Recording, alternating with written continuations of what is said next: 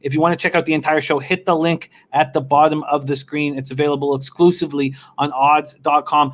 Let's move on to his next spot on this card. 7 p.m. Eastern, UNC Greensboro Spartans, 1-2 on the season. This is their first legitimate road game at Coppin State. Eagles 0-4 on the year, and this is their home debut this year.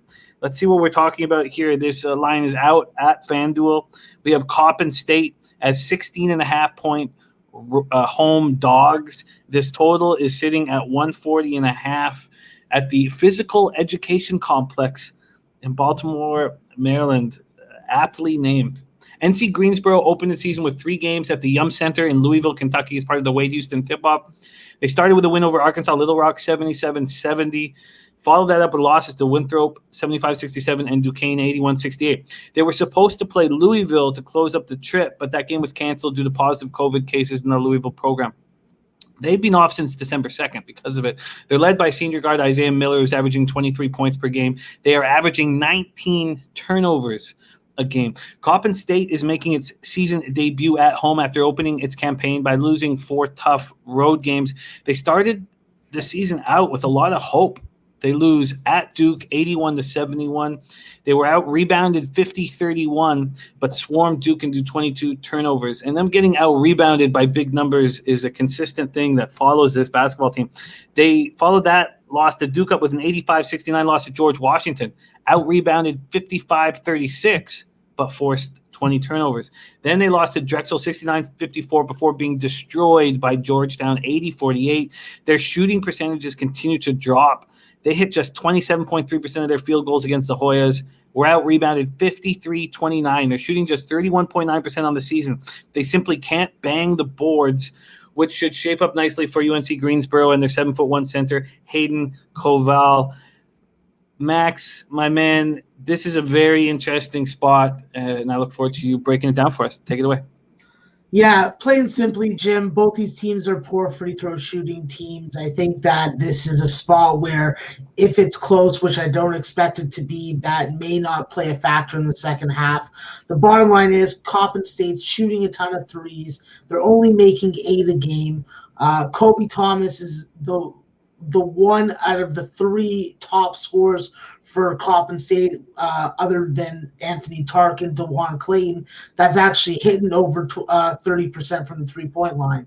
So that's just not sustainable when it comes to betting on Coppin State at all. Obviously, at home, there may be some better familiarity with their rims. But if you're going to get the kind of defensive performance from the front court of UNC Greensboro that Georgetown gave Coppin State, I think that Coppin's going to have a lot of problems scoring the basketball. I think that this could be a blowout for UNC Greensboro. Obviously, I'm taking a bad number if I take it now, but I just don't know if it's going to get worse or if it's going to get better by the morning. So I'll have to take UNC Greensboro now. The bottom line is Hayden Koval is a nice addition with his 4.3 blocks per game, but he is not James Dickey. He's not Kyron Galloway.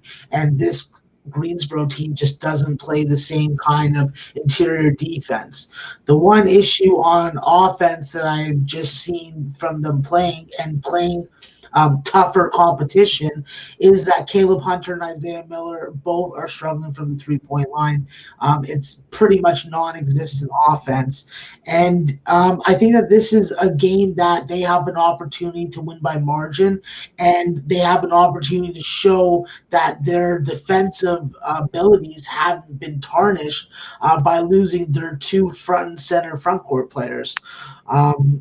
I think that the challenging schedule will show us against a lower competition that Greensboro is up to the task of winning games by 20 points.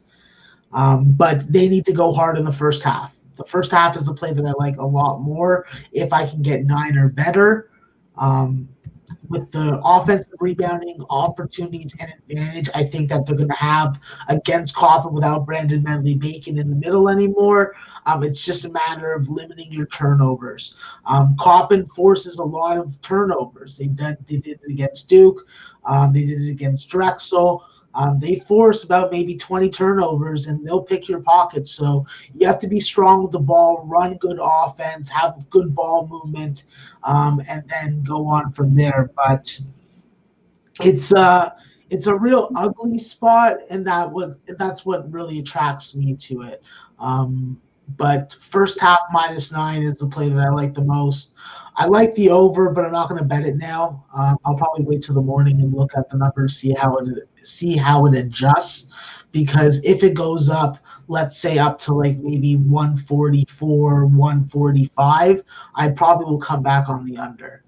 Um, and as far as Coppin State's last two games, obviously let's not play into a recency bias, but both games have gone under by 20 points off the closing line.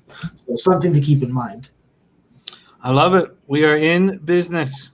Max is looking at UNC Greensboro Spartans, first half -9 or better. Let's keep rolling. I just did a refresh. I had thought possibly maybe that Jacksonville game would